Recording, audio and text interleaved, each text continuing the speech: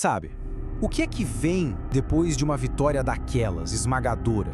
Depois de ver um milagre que deveria acabar com qualquer dúvida. Hoje a gente vai mergulhar numa história impressionante sobre como o maior de todos os triunfos pode ser seguido logo em seguida pelo mais duro dos testes.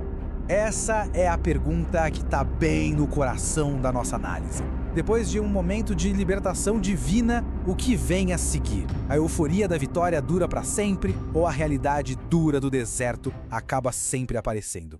Para a gente conseguir entender a profundidade do teste que estava por vir, primeiro a gente precisa sentir o tamanho da vitória. Os israelitas não tinham só vencido uma batalha. Eles tinham testemunhado o impossível. Um evento que, em tese, deveria ter selado a fé deles para sempre.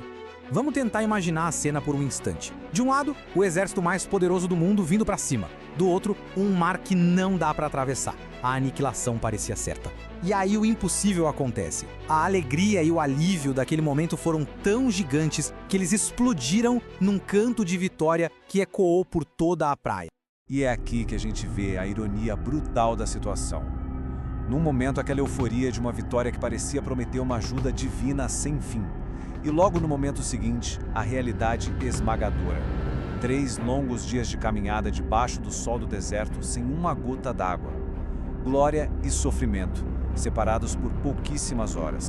É nesse ponto de necessidade extrema que a verdadeira prova começa. Quando a esperança finalmente aparece no horizonte, ela se transforma bem rápido numa forma ainda mais profunda de desespero. Dá para imaginar o alívio? Depois de 3 dias de uma sede torturante no deserto, a visão de água não era só um alívio, era salvação. A jornada terrível parecia que finalmente tinha acabado. E então, a decepção. A água que prometia vida era amarga, impossível de beber. A esperança se desfaz na mesma hora. O que parecia ser uma bênção era, na verdade, uma provação. E então vem o grito de desespero. O que a gente vai beber? Apenas 3 dias antes, eles estavam cantando louvores ao seu Salvador. Agora, diante da sede, essa mesma fé se desfaz em acusação. A reclamação contra Moisés era, no fundo, uma reclamação contra o Deus que tinha acabado de salvar eles. E aqui a gente chega no ponto central. Isso não foi um acidente, não foi uma sorte. De acordo com a narrativa, foi um teste deliberado. Deus queria saber se a fé deles era só para os momentos de espetáculo ou se ela conseguiria sobreviver no silêncio e na dificuldade do deserto. Diante dessa crise de fé, a resposta divina não foi só resolver o problema prático. Ela veio com uma solução que carregava uma lição espiritual muito mais profunda. A solução não veio de nenhuma lógica humana. Em resposta ao clamor de Moisés, Deus dá uma instrução quase bizarra: achar um pedaço de madeira e jogar na água.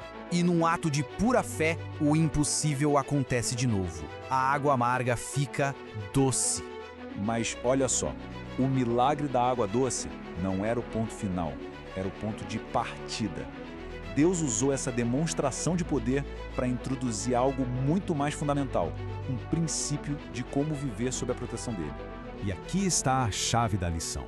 Naquele exato lugar de provação, Deus estabelece uma nova regra para o jogo. Ele conecta diretamente a provisão física à obediência espiritual. As bênçãos não seriam mais só eventos esporádicos, mas o resultado de um relacionamento guiado por princípio. A partir daquele momento, Deus estabelece um caminho claro. Não era só sobre crer, mas sobre obedecer. Ele apresenta um conjunto de princípios que serviriam como um guia para a vida do povo. Esses princípios são um chamado para um tipo diferente de relacionamento, sabe? Não é só sobre rituais, mas de uma obediência que entra em todas as áreas da vida. Ouvir com atenção, agir com retidão, prestar atenção nos detalhes dos mandamentos e manter um padrão consistente. É um convite para uma parceria baseada em confiança e ação. E junto com essas ordens veio uma promessa poderosa. A obediência não era para ser um fardo, mas um escudo. As ações deles e a segurança futura deles estavam agora completamente ligadas. E para que não ficasse nenhuma dúvida sobre os benefícios desse novo caminho, a história oferece uma demonstração imediata e palpável da recompensa que espera quem passa no teste. Depois das águas amargas de Mará, eles chegam em Elim. E esse lugar era o oposto de tudo aquilo.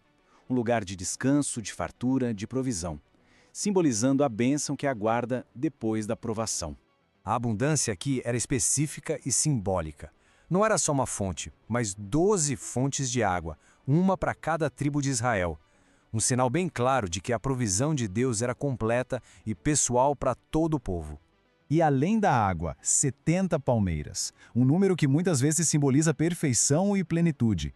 Aquele oásis não era só um alívio temporário, era prova concreta de que Deus não apenas testa, mas recompensa com uma generosidade que vai muito além da necessidade imediata. E assim, a gente chega na lição principal.